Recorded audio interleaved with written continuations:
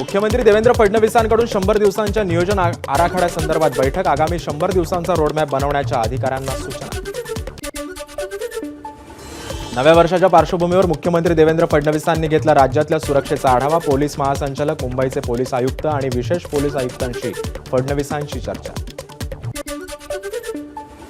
अभिमन्यू पवारांनी घेतली मुख्यमंत्री देवेंद्र फडणवीसांची भेट. बीडमधील आक्रोश मोर्चाची जनभावना फडणवीसांना सांगितली. उर्वरित आरोपींना लवकरच अटक होईल असा विश्वास फडणवीसांनी दिला. अभिमन्यू पवारांशी एक्सपोस्ट करत माहिती. बीडमध्ये कायदा सुव्यवस्था राखली नाहीये म्हणून मुख्यमंत्री फडणवीसांनी बीडचं पालकमंत्रीपद घ्यावं, सुरेश धस यांची मागणी. जिल्हाधिकाऱ्यांची भेट घेऊन शपथपत्र शस्त्र परवाने रद्द करण्याची मागणी केली. सुरेश धस यांची माहिती. तर चिरीमिरीच्या बदल्यात बंदुकीचे परवाने मिळणार असतील तर बीड जिल्हा नाही तर बिहार नाही, यापुढे जाऊन काबूल होईल असं धस यांची टीका. महिला आयोगाकडून प्राजक्ता माळीच्या तक्रारीची दखल. या प्रकरणी वस्तुस्थितीदर्शक अहवाल सादर करून तातडीच्या कारवाईच्या महिला आयोगाची पोलिसांना सूचना. प्राजक्ता माळी विषय माझ्यासाठी संपलाय. संतोष देशमुख प्रकरणावरून लक्ष विचलित करू नका, सुरेश धस यांचं वक्तव्य. मुख्यमंत्री फडणवीसांनी बीड प्रकरणात यंत्रणा कामाला लावली आहे, मात्र तपासात अडथळा येईल अशी विधानं सत्ताधारी आणि विरोधी पक्षाच्या नेत्यांनी न करण्याच्या बावनकुळे यांच्या सूचना. वाल्मिक कराडवर जाणीवपूर्वक कारवाई होत नाही, लोक विसरून जाण्याची वाट पाहतायत. मकोकाला लावू असं सभागृहात सांगितलं होतं पण अजूनही काहीच कारवाई नाही, जितेंद्र आव्हाड यांची टीका. वाल्मिक कराडचे शेवटचं लोकेशन हे उज्जैनमध्ये. वाल्मिक कराडचा मोबाईल 13 डिसेंबर पर्यंत होता सुरू, त्यानंतर त्याचा मोबाईल बंद झाल्याची सूत्रांची माहिती. मुख्यमंत्र्यांच्या आदेशानंतर फरार असलेल्या 3 आरोपींची बँक खाती गोठवली. खंडणी प्रकरणी आरोपी वाल्मिक कराडचंही बँक खातं गोठवलं, सूत्रांची माहिती.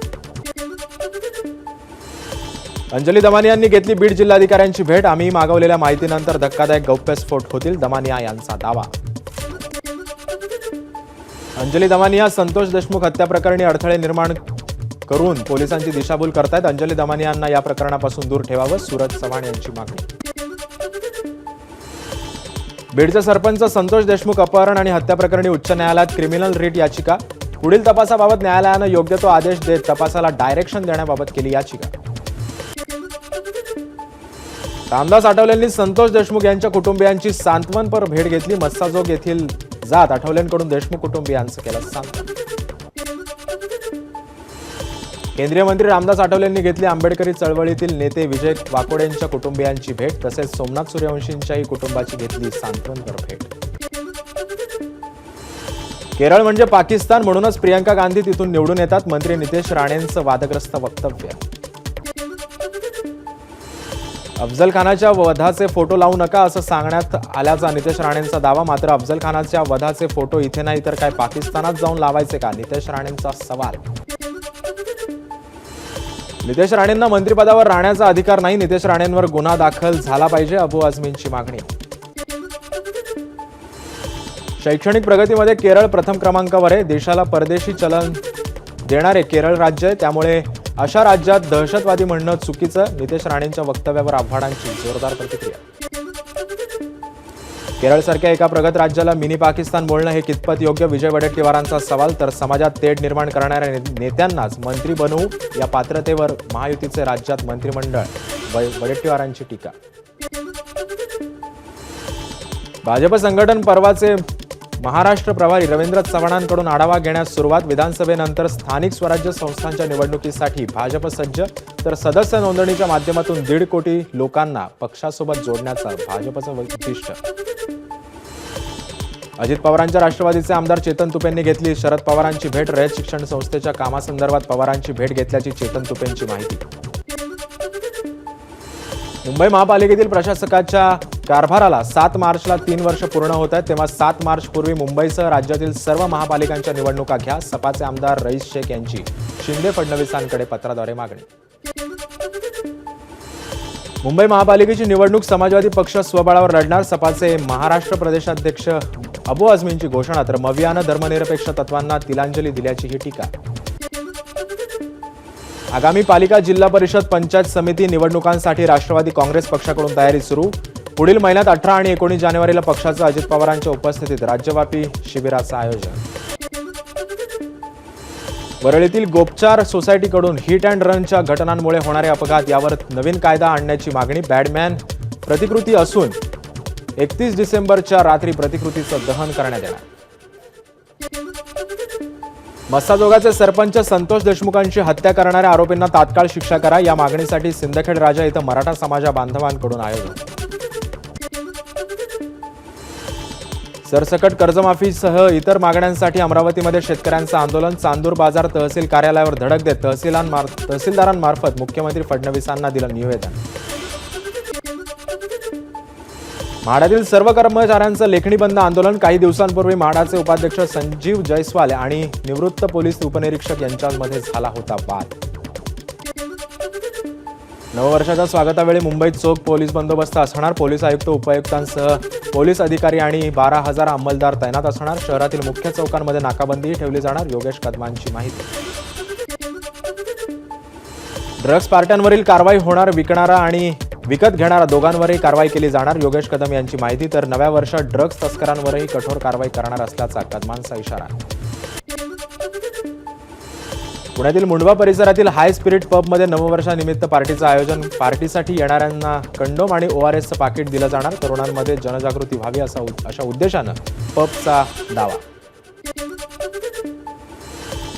नवीन वर्षाच्या पार्श्वभूमीवर तळीरामांवर आवर घालण्यासाठी नाशिक पोलीस सज्ज. पोलिसांकडून शहरातील ठिकठिकाणी 2 दिवस नाकाबंदी. नियमांचं उल्लंघन करून सेलिब्रेशन करणाऱ्यांवर होणार कारवाई.